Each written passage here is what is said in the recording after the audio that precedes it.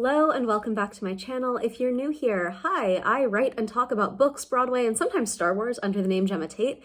And it's finally the last week of October, which means that it is time to talk about spooky Halloweeny reads. Now listen, this is not going to be a roundup of cozy, sweet, nostalgic comfort books. That would be an entirely different video.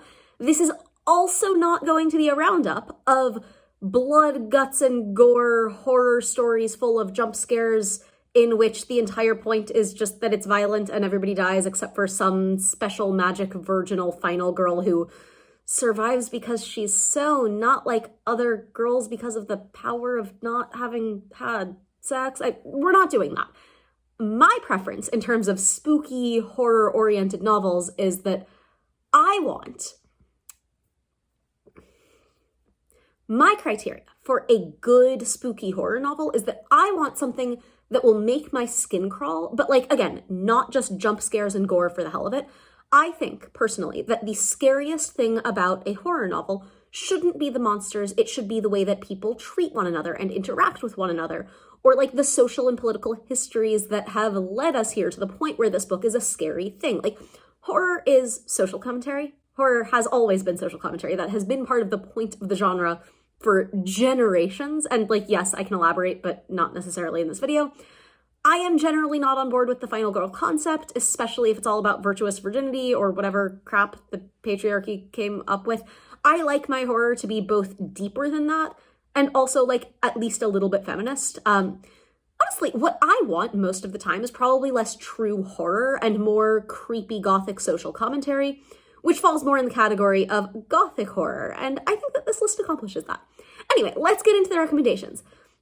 First and foremost, Rules for Vanishing, which is basically like the Blair Witch Project, but extra-dimensional and with some kind of like demonic energy about, but it's also a really excellent ghost story. I read this book when I was home alone one night, and that was a terrible choice. I should not have done that. I did not sleep.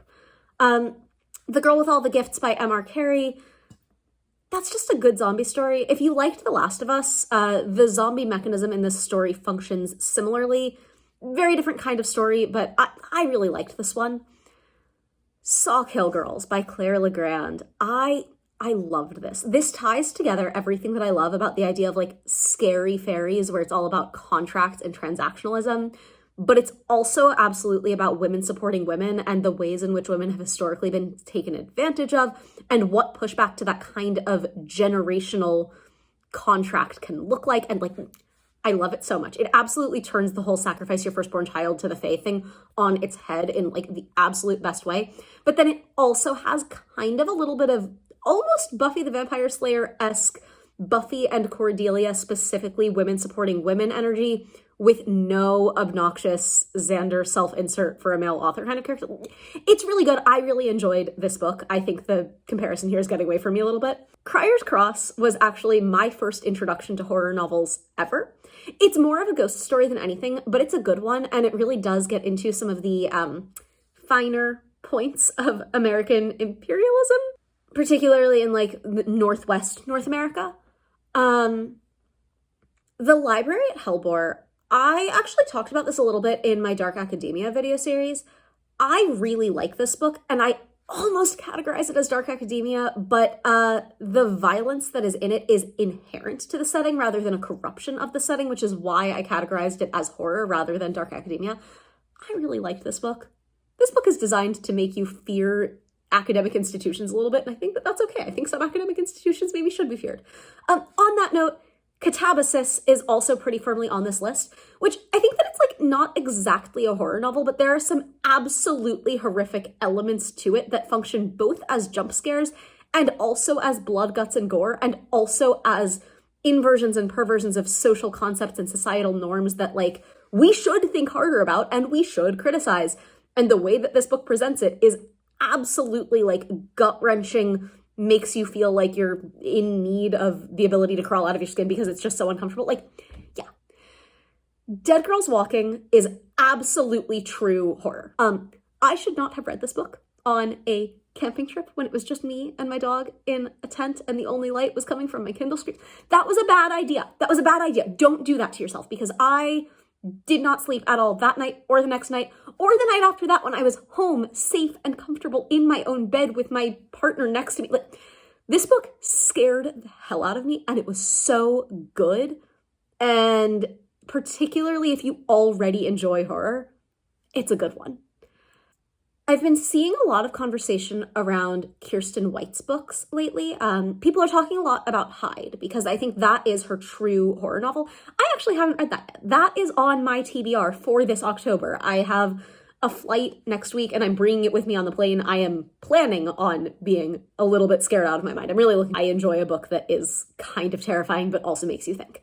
That said, the book that I want to draw y'all's attention to is actually a different Kirsten White novel that I have read, Mr. Magic, particularly if you come from a conservative religious background or really any kind of societal background that has very specific ideas of what women are good for in a societal setting.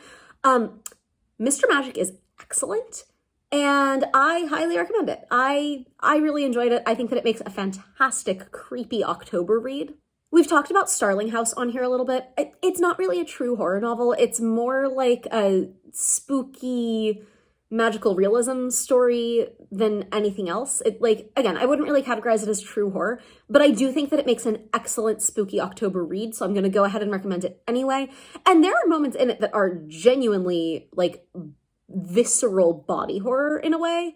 And if that is the kind of thing that you're into alongside your spooky magical realism, yeah, go for it. I think that you would really like it. Finally, the final boss of both horror stories in general in terms of a Halloween Spooktober kind of way, but also the final boss of gothic horror that has something to say about the state of the world, Frankenstein by Mary Shelley. I feel like I spend half my time on this channel just being like, hey, read Frankenstein by Mary Shelley. But arguably more importantly, when we talk about Frankenstein as a horror story, I think that we don't talk enough about how the real horror story here is the treatment of Frankenstein in our current media age. Yeah, Frankenstein is the doctor, not the monster, but Frankenstein the doctor is the monster. The monster is the victim. And anything that is truly gothic is going to be closer to literary romanticism than anything that we would qualify as horror anyway. And I think that that's okay. Because when I think about horror, what I'm really looking for is that kind of inversion of social norms. And the reason why we find something scary is because something has been categorized as taboo in a way that should make us think about the world that surrounds us and why we think certain things are scary. And Frankenstein absolutely does that. Frankenstein is absolutely a story about agency and bodily autonomy. And it's a story that makes sense as something published by a woman whose personhood was defined by her marriage and her birth. Oh my God. And I think that it is absolutely a real horror story how Frankenstein's monster has become a Halloween decoration rather than a tragic figure in the modern conception of the story. So anyway, I'm going to shut up about Frankenstein now. If none of this is scary enough to you and you live anywhere Washington, D.C. like I do, you can just go for a walk near the East Wing of the White House and you'll feel nauseated and upset for days. But if you don't want to do that or you don't live anywhere near D.C., I hope this list gives you a starting point for your Spooktober reads. And obviously I'm reading Hyde this week, but if you have additional recommendations, it's a whole week before Halloween. I can always use a good book recommendation, so go ahead and leave them in the comments. I will catch y'all in the next one. Bye.